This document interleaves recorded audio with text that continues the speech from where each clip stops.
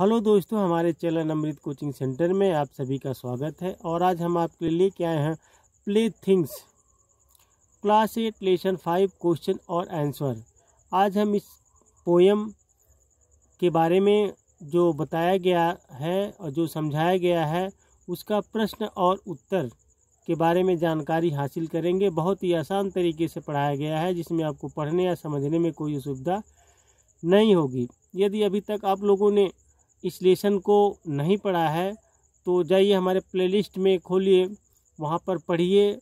यदि नहीं पढ़े हैं तो इसको ऊपर आपको आई बटन में मिल जाएगा, जाकर आप पढ़ सकते हैं और अच्छी तरीके से समझ सकते हैं। तो इसमें जो पूछे गए प्रश्न हैं उसका उत्तर बताया गया है। चाहे तो आप अपनी नोटबुक में लिख सकते हैं और चाहे तो स्क्रीनशॉट ले सकते हैं और आराम से इसको याद कीजिए। देखते हैं इस लेसन में क्या पूछा गया है और क्या बताया गया है। कहा गया है कि आंसर द फॉलोइंग क्वेश्चन, यानी निम्नलिखित प्रश्नों के उत्तर दीजिए। जो भी प्रश्न पूछा जाता है आपके एग्जाम में उसका उत्तर लिखना पड़ता है या उत्तर देना पड़ता है। फर्स्ट दिया गया है where was the child sitting. आप लोग जब पोएम को पढ़ेंगे तो उसमें सब जानकारी दी गई है। तो बच्चा कहाँ बैठा था। लेसन यदि पढ़े हैं तो बच्चा धूल में बैठा रहता है, दो अकेले खेलता रहता है। तो आंसर है the child was sitting outside in the dust. बच्चा बाहर धूल में बैठा था। क्वेश्चन नंबर बी है what is the child play with, यानी बच्चा किसके साथ खेल रहा है। The child was playing with a broken twig. बच्चा टूटी टहनी से खेल रहा था, यानी बच्चा किसके साथ खेलता है।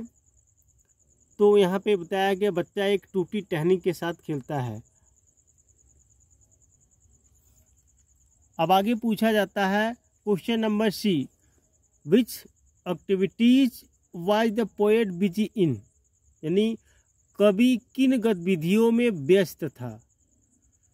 तो आंसर है the poet was busy in adding up fingers while doing his accounts. कभी अपना हिसाब किताब करते हुए अंक जोड़ने में व्यस्त था। अगला क्वेश्चन दिया गया है डी, यानी what has the poet forgotten. कभी क्या भूल गया है। आंसर है the poet has forgotten the art of getting observed in the play of sticks and mud pies. कवित्री कब कभी लाठियों और मिट्टी के ढेरों के खेल में लीन होने की कला भूल गया है। अब देखिए इसमें क्या है कि जब बच्चा छोटा सा धूल मिट्टी में खेलता है तो जब हम बड़े हो जाते हैं तो उनके साथ खेलने में थोड़ा सा अजीब लगता है, तब वो सब खेल हम भूल जाते हैं। तो यही दर्शाया गया है, क्योंकि अब जैसे जैसे हम लोग की उम्र बढ़ती जाती है तो दूसरे काम में व्यस्त हो जाते हैं। तब धूल मिट्टी के साथ कहाँ खेलते हैं। बचपन में हम लोग भी बहुत ढेर सारी कला धूल मिट्टी के साथ, कीचड़ के साथ, टूटी हुई टहनियों के साथ खेला करते हैं, तो वही भूल जाता है। तो अगला क्वेश्चन दिया गया है E what did the poet struggle to cross. कवि ने किसको पार करने के लिए संघर्ष किया, यानी जो कवि है किसको पार कर रहा है। तो यहाँ पे है answer the poet struggle to cross the sea of his desire in his weak canoe, यानी कवि ने अपनी कमजोर डोंगी में अपनी इच्छाओं के समुद्र को पार करने के लिए संघर्ष किया। यानी कैनोए जो होता है छोटी नाव होती है, तो यहाँ पे कमजोर नाव को समुद्र को पार करने की संघर्ष किया है। देखिए जो इच्छाएं पूरी होने वाली नहीं होती है हम लोग उसी के पीछे भागते हैं। तो जब छोटे छोटे बालक होते हैं उनके पास कोई इच्छाएं नहीं होती है और जो मन में आता है वही करते रहते हैं। लेकिन धीरे धीरे जैसे बड़े हो जाते हैं तो सबकी अपनी इच्छा होती है, लेकिन वह इच्छा कुछ ऐसी होती है जो कभी पूरा हो ही नहीं सकता है, फिर भी हम उसके पीछे भागते रहते हैं। तो यहाँ पे यही दर्शाया गया है कि कवि ने अपनी कमज़ोर डोंगी में अपनी इच्छाओं के समुद्र को पार करने के लिए संघर्ष किया।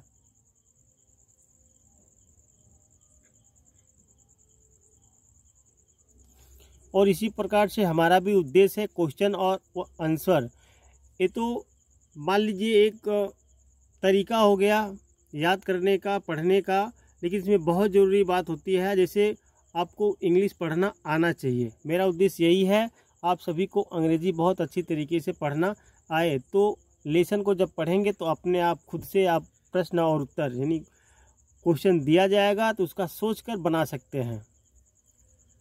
अगला क्वेश्चन यह दिया गया है, what do you understand by the phrase the sea of desire, यानी इच्छाओं का सागर मुहावरे से आप क्या समझते हैं।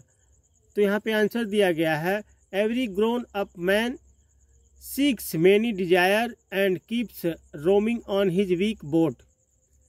हर बड़ा आदमी कई इच्छाओं की तलाश करता है और अपनी कमज़ोर नाव पर घूमता रहता है। यानी सभी लोग अपनी इच्छाओं की तलाश में रहते हैं कि हमारी एक इच्छा पूरी हो जाए, और एक अपनी कमज़ोर नाव पर घूमता रहता है। यानी हम लोग एक इच्छा लेके घूमते हैं, लेकिन वह हमारी इच्छाएं पूरी नहीं हो पाती है, तो हम कमज़ोर नाव लेकर घूमते रहते हैं। यानी कठिन परिश्रम करें तो सफलता मिल जाती है, तो हमारी इच्छाएं पूरी हो जाती है। Trying to fulfil all the desire that are or never ending sea, उन सभी इच्छाओं को पूरा करने की कोशिश करता है जो कभी न खत्म होने वाला समुद्र है। यानी समुद्र जो होता है, दर्शाया गया है कि समुद्र कभी खत्म नहीं होता है। तो वैसे ही हमारी इच्छाएं दिन पर दिन आगे बढ़ती रहती है। एक इच्छा अगर पूरी होती है तो दूसरी इच्छाएं उत्पन्न हो जाती है। तो ऐसे ही समुद्र दर्शाया गया इसलिए क्योंकि समुद्र कभी सूखता नहीं है। वर्ड पावर, यानी write two rhyming words for the words given below, नीचे दिए गए शब्दों के दो तुकान शब्द लिखिए। यानी यहाँ दिया गया है डस्ट, इसमें दो भरने हैं, आवर, थिंक, सीक। तो ऐसे वर्ड लिखना है जैसे डस्ट हो गया तो प्रोनाउंस एक जैसा होना चाहिए, इससे मिलते रहना चाहिए। तो यहाँ पे है डस्ट, रस्ट, मस्ट, तो इस प्रकार से लिखना है। चाहे आप और भी शब्द लिख सकते हैं।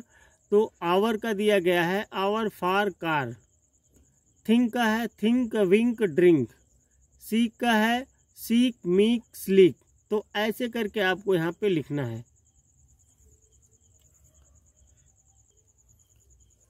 आगे कहा गया है, hockey is a sport which is played with a stick and a ball. Hockey एक ऐसा खेल है जो एक छड़ी और गेंद से खेला जाता है। Given below are some games, नीचे कुछ खेल दिए गए हैं। Write what they are played with, लिखिए कि वे किसके साथ खेले जाते हैं। यानी यहाँ पे बताया गया हॉकी एक ऐसा खेल है जो छड़ी और गेंद से खेला जाता है। तो इस प्रकार से कई गेम नीचे दिए गए हैं किसके साथ खेले जाते हैं, तो उसी के बारे में लिखना है। यानी हॉकी है और hockey stick and a ball, इस प्रकार से लिखना है। उसके बाद क्रिकेट, क्रिकेट यहाँ पे है और cricket ball and a bat, तो ये क्रिकेट गेंद और बल्ला से खेला जाता है। स्कॉटिंग roller skirts, badminton rockets and a shuttle rock. तो आप लोग देखते हैं बैडमिंटन एक जालीदार रहता है, जैसे उसके बाद रैकेट रहता है तो उसे खेला जाता है। फुटबॉल तो आप लोग फुटबॉल मतलब फुट मतलब पाँव, बॉल मतलब गेंद, तो इस प्रकार से खेला जाता है। तो यहाँ पे इसी प्रकार से लिखना है। तो दोस्तों उम्मीद करते हैं यह प्रश्न और उत्तर विश्लेषण का आप लोगों को बहुत ही आसान तरीके से समझ में आ गया होगा किस प्रकार से लिखना है, और बहुत सरल भी है। आप चाहे तो इसको याद भी कर सकते हैं।